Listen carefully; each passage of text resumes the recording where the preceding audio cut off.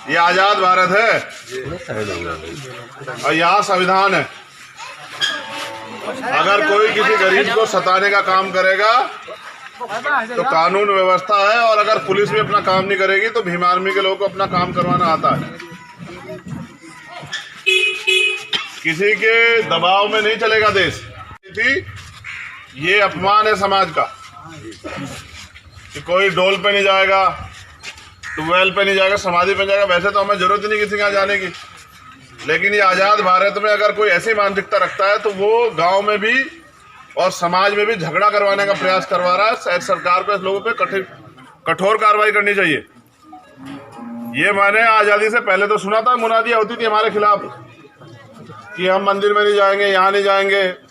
ये उदाहरण भी है आपके सामने, जो चुनाव से पहले हमें बहुत हिंदुत्व का ज्ञान बांटते हैं ना कि हम हिंदू हैं, हम एक हैं, हम एक हैं। उसका ये उदाहरण भी है कि जब मुनादी होती तो आपके लिए होती है बताने के लिए कि भाई आप सिर्फ चुनावी हिंदू हो, चुनाव खत्म फिर आप चमार हो, फिर आप वाल्मीकि हो, फिर आप पाल हो, कश्यप हो, फिर आप प्रजापति हो। तो मैं सिर्फ आपको, मेरा आने का मकसद ये था, कानून ने तो कार्रवाई कर दी है, लेकिन कहा जा रहा है कि बहुत ताकतवर लोग हैं। तो क्या आपसे ताकतवर है कोई? नहीं। मेरे समाज से है ना उनसे, लड़ाई सिर्फ उस सोच से है जो उनके दिमाग में है कि अगर चमारों कह दिया हो कि हम उनके गेहूं काटो, नहीं काटोगे तो फतवा जारी हो जाएगा। ऐसा फतवा जारी होगा कि सब लोग याद रखेंगे। फतवा है संविधान। दोबारा हिम्मत हो तो दोबारा कुछ कह के देखो, फिर उतनी धारा प्लस हो जाएंगी। हम प्रयास करेंगे कि दोबारा ऐसा मौका ना तो आए ना वो करे। लेकिन मैं तो आपको कहने के लिए इधर से हट जाओ, बहनों के सामने से। सब ये बताओ, मेरे होते हुए तुम्हें डर है किस चीज का है? तुम्हारे और इनके अत्याचारियों के बीच में खड़ा हुआ मैं ऐसे, पहले मैं मरूंगा तब तुम्हें कुछ होगा। और ये मेरा क्षेत्र है। वैसे तो पूरा देश ही हमारा है, लेकिन ये क्षेत्र हमारा है। और ये तो मुजफ्फरनगर तो रिश्तेदारी है मेरी, ये सब लोग जानते हैं मुजफ्फरनगर के।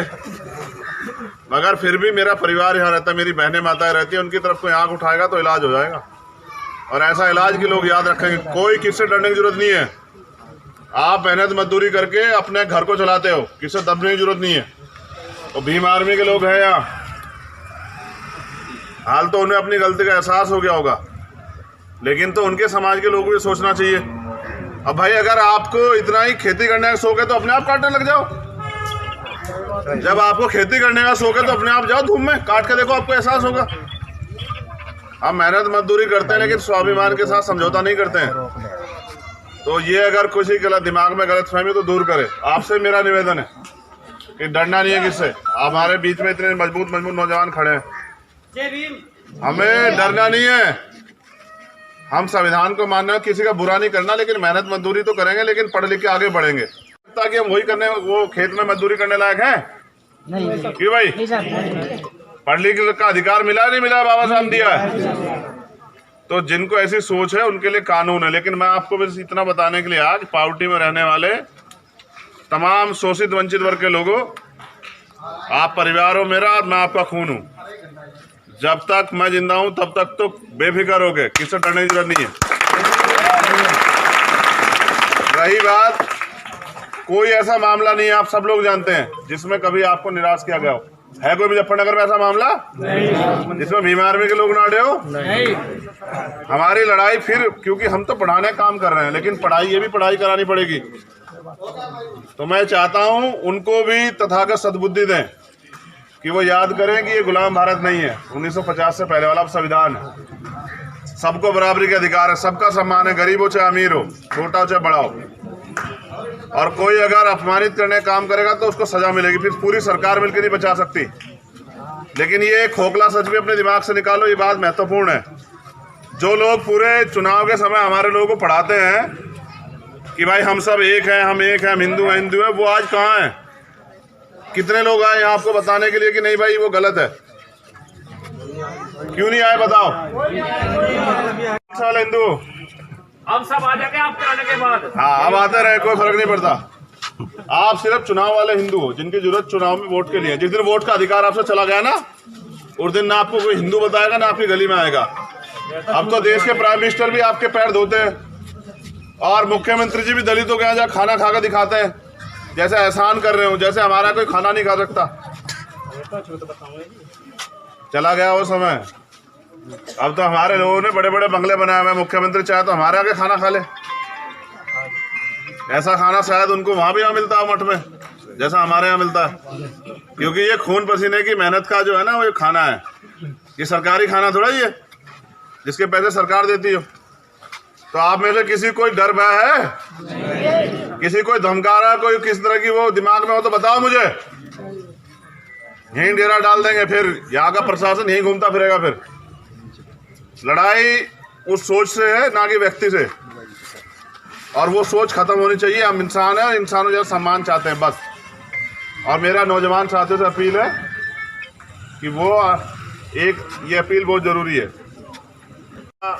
चाहे वो किसी भी तरह का कुरीतियों से, इनसे बचो, अंधविश्वास पाखंडवाद से बचो और एक बन के रहो गाँव में, ठीक है।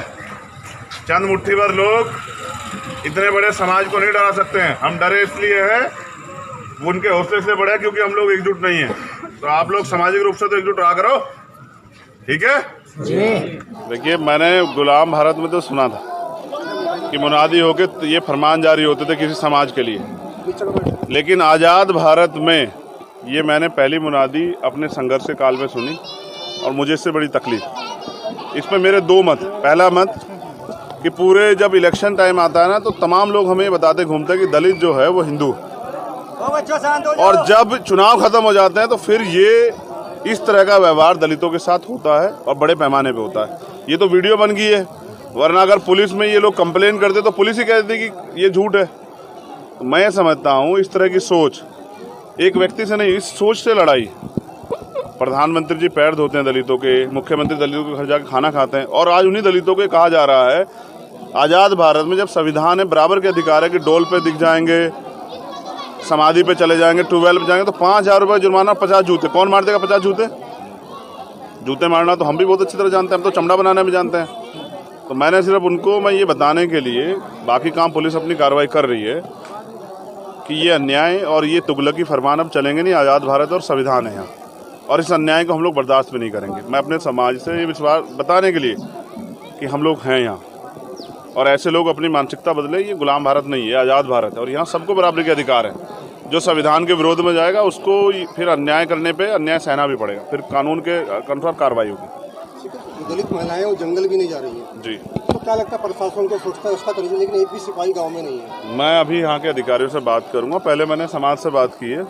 देखो, मैं फिर कह रहा हूँ, समाज डरता उड़ता नहीं, लेकिन बाबा साहब अम्बेडकर, सदगुरु रविदास जी उनको कह के गए कि पढ़ाई पे ध्यान दो। तो वो लोग पढ़ाई लिखाई करके, क्योंकि गरीब समाज आगे बढ़ने काम कर रहा है।